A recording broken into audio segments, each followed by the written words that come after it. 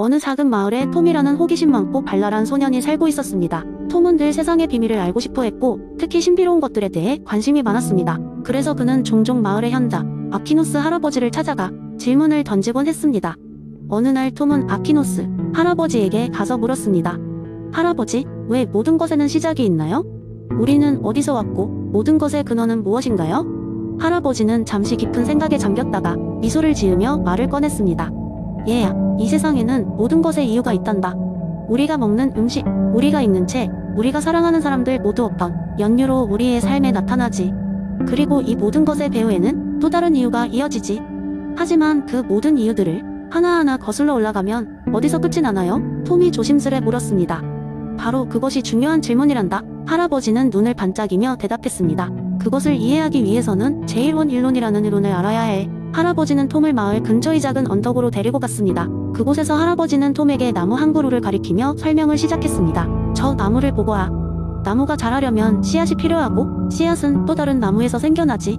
이렇게 계속 연결되고 연결되지. 하지만 이 사슬을 끝없이 거슬러 올라가다 보면 우리는 반드시 그 시작점, 즉 최초의 원인을 찾게 되지. 톰은 생각에 잠기며 물었습니다. 그럼 그 최초의 원인은 무엇인가요? 그것이 바로 우리가 신이라 부르는 존재야. 할아버지가 대답했습니다. 세상의 모든 존재와 사건을 시작하게 만든 자족적이고 의존하지 않는 최초의 원인이란다. 톰은 더 큰 궁금증을 가지며 고개를 갸웃했습니다. 그러면 신은 어떻게 존재하게 되었나요?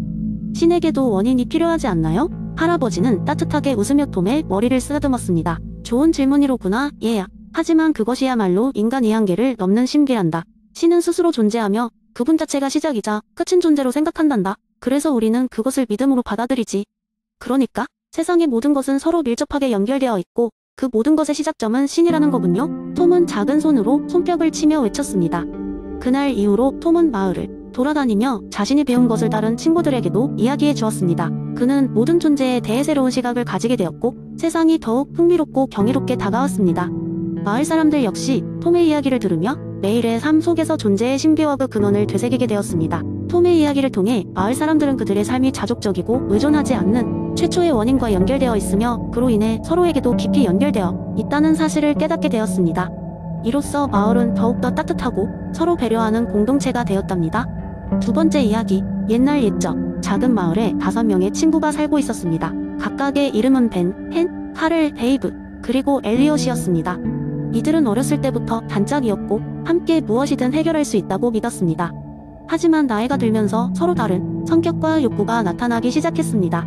어느 날 벤이 길가에 떨어진 커다란 황금색 사과를 발견했습니다. 사과는 태양 아래 금빛으로 반짝이며 모든 이의 눈길을 사로잡았습니다. 벤은 친구들이 모두 모여 있을 때 이 사과를 자랑하며 보여주었습니다. 그러자 앤은 우리 모두 나눠 갖자며 벤에게 사과를 달라고 했습니다. 하지만 카를은 왜 굳이 나눠야 하지? 발견한 사람의 몫이야 라고 주장했습니다. 데이브는 그저 웃으며 경쟁하면 승자 독식 아니겠어? 라고 말을 던졌습니다. 엘리엇은 이 모든 소란을 관찰하며 어차피 우리가 싸우느라 사과가 썩어버리기 전에 어떻게 할지 방법을 찾는 게 좋겠어 고 권했습니다. 이들의 논쟁은 일주일 동안 계속되었습니다. 벤은 자신의 발견물이니 자신이 독식하는 것이 당연하다 주장했고 앤은 평등한 분배를 요구하며 친구 사이의 우정을 우선시했습니다. 카를은 경쟁의 중요성을 강조했고 데이브는 재밌는 게임으로 해결하자며 투표로 결정하자고 했습니다. 결국 이들은 서로 믿을 수 없게 되었고 사과 한 알 때문에 마을은 소란과 불화로 가득 찼습니다. 그러던 어느 날 엘리엇은 마을 중앙에 친구들을 모았습니다. 주머니에서 오래된 두루마리 한 장을 꺼내 펼치며 말했습니다. 여러분, 우리는 언제나 모든 것을 공유하며 살아왔습니다. 그러나 이제 그런 상태로는 이 상황을 해결할 수 없습니다. 토마스 홉스라는 철학자는 만인에 대한 투쟁이 자연스러운 상태라고 했습니다. 하지만 우리도 서로 계약을 통해 고요하고 평화로운 삶을 만들어낼 수 있습니다. 엘리엇은 이어서 사회계약 이 개념을 설명했습니다. 간단히 요약하자면 이들은 서로의 욕망을 조율하고 어느 정도의 권리를 양도하며 그 대가로 사과를 나눌 수 있는 평화로운 방법을 찾아야 한다는 것이었습니다. 5 친구는 각자의 의견을 조금씩 타협하며 사과를 나누기로 합의했습니다. 벤은 더 큰 조각을 받았고 나머지는 각자의 공로 혹은 지원의 대가로 비율을 분배받았습니다. 이제 5 친구는 서로 사소한 이해관계로 싸우지 않기로 약속했습니다. 그들은 매주 모여 마을의 법을 만들고 규칙을 논의하기로 결정했습니다. 그리고 이 법은 무분별한 경쟁을 막고 공정하고 평화로운 환경을 제공하는 큰 역할을 했습니다. 그리하여 사과 한 알 때문에 마을이 혼란에 빠질 뻔했지만 오히려 사회계약 이론을 통해 더 단단한 우정과 사회적 질서를 구축하게 되었습니다. 물론 마을 주민들은 이 이야기를 듣고 할머니, 할아버지에게 우리의 첫 사회개혁 사건으로 기억되며 호세에 전해졌습니다. 엘리엇은 가끔씩 마을의 리바이어던이라는 별명으로 불리며 모두에게 존경받았습니다. 세 번째 이야기, 옛날 옛적 아주 멀고 먼 곳에 오아시스 같은 작은 마을이 있었습니다. 이 마을은 자연에 둘러싸여 있었고 마을 사람들은 자연 상태에서 평화롭고 자유롭게 살아가고 있었습니다. 이곳에서는 누구도 다른 사람보다 더 많은 것을 가지려 하지 않았고 자연의 자원은 모두에게 공평하게 나누어졌습니다. 사람들은 나무에서 과일을 따먹고 시냇물에서 물을 마시며 동물들과 함께 조화롭게 살았습니다. 어느 날 이 마을에 외지인이 찾아왔습니다. 그의 이름은 장자크였습니다. 장자크는 자신이 먼 곳 이데주시에서 왔다고 소개하며 그곳에서는 재산이 많을수록 행복해진다고 설명했습니다. 마을 사람들은 장자크의 말에 호기심이 생겼고 처음으로 소유에 대한 개념을 접하게 되었습니다. 장자크는 마을 사람들에게 재산을 불리는 방법을 알려주었고 마을 사람들은 서서히 자신의 소유물을 늘려갔습니다.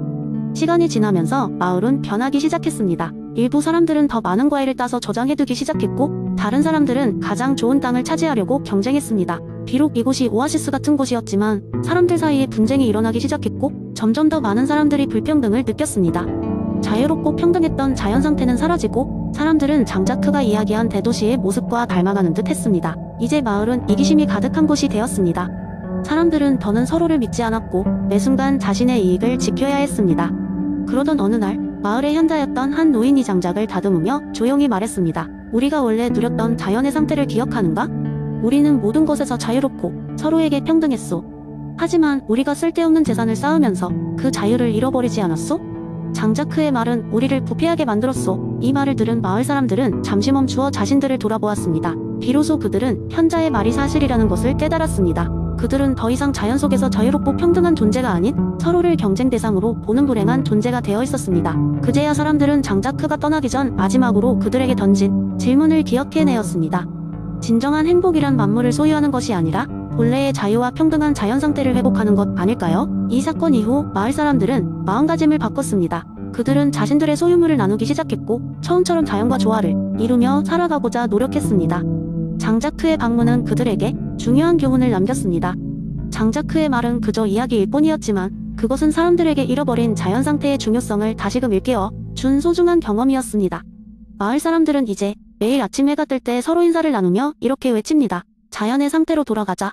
그들은 오늘도 더 나은 공동체를 만들어가며 진정한 자유와 평등을 향해 한 발 한 발 나아가고 있습니다. 그리고 이 이야기는 오랜 시간이 지나도 마을의 아이들에게 소중한 교훈으로 전해지고 있습니다. 네 번째 이야기, 피터 싱어의 효율적 이타주의 이론을 바탕으로 한 흥미로운 이야기를 전해드릴게요. 이 이야기는 각기 다른 배경과 환경에서 태어난 두 명의 젊은이 톰과 제시카의 삶을 중심으로 합니다. 톰은 어린 나이에 아프리카의 작은 마을에서 자라났습니다. 그의 마을 사람들은 대부분 자급자족하며 살아가고 있었지만 톰은 항상 배고픔과 질병 위험 속에 있었습니다. 어느 날 마을에 NGO 단체가 방문하여 창고를 짓고 현지인에게 농업 기술을 가르쳐 자급자족을 지원하기 시작했습니다. 이로 인해 톰의 삶은 점점 나아졌고 그는 마침내 학교에 다닐 기회를 얻게 되었습니다. NGO의 지원 덕분에 톰은 대학에 진학하게 되었고 농업경제학자가 되어 다시 그의 마을로 돌아와 거대한 농업협동조합을 설립하게 되었습니다. 협동조합은 지역 주민들에게 고용을 제공하고 전 세계로 농산물을 수출하는 거대 기업으로 성장했습니다. 반면 제시카는 미국의 부유한 가정에서 자라났습니다. 그녀는 어릴 때부터 높은 교육을 받았고 항상 사람들을 돕고 싶다는 막연한 꿈을 가지고 있었습니다. 대학 시절 그녀는 피터 싱어의 강의를 듣게 되었고 효율적 이타주의 개념에 사로잡히게 되었습니다. 강연 이후 제시카는 어떻게 자신이 가진 것을 활용할지 깊은 고민에 빠졌습니다. 그녀는 자기가 벌어들이는 돈을 최대한 많은 사람들에게 도움이 되도록 쓰기 위해 어떤 방법이 최고인지 알아보기 시작했습니다. 제시카는 다양한 자선단체를 조사하면서 각 단체가 기부금을 어떻게 사용하는지, 얼마나 많은 사람들을 실제로 돕는지를 비교했습니다. 그녀는 특히 다른 어떤 아이디어보다도 톰이 작은 마을에서 시작한 농업협동조합이 가장 효율적인 투자인 것을 확인하게 됩니다. 이 협동조합을 통해 기부금이 사용된 결과 수천 명의 삶이 실질적으로 개선되었고 지역 경제가 활성화되었기 때문입니다. 결국 제시카는 톰의 협동조합의 자산이 일부를 기부하기로 결정합니다. 그녀의 기부금은 새로운 농업 기술 연구와 교육 프로그램을 통해 협동조합이 더 발전할 수 있도록 지원하게 되었습니다. 제시카의 기부는 몇 년 후 톰의 마을뿐만 아니라 주변 지역에까지 영향을 미치며 더 많은 사람들이 빈곤에서 벗어날 수 있게 만들었습니다. 그 후 톰과 제시카는 서로의 기여를 알게 되고 협력하여 빈곤 퇴치와 지속 가능한 농업 발전을 목표로 하는 국제 조직을 설립하게 됩니다. 이 과정에서 두 사람은 효율적, 이타주의의 아이디어를 바탕으로 개인의 노력과 자원이 어떻게 최대의 선을 이룰 수 있는지를 전 세계에 보여주는 실질적인 사례가 되었습니다. 결론적으로 톰과 제시카의 이야기는 효율적 이타주의가 단지 이론에 그치지 않고 실제로 실행될 때 얼마나 큰 영향을 미칠 수 있는지를 잘 보여줍니다.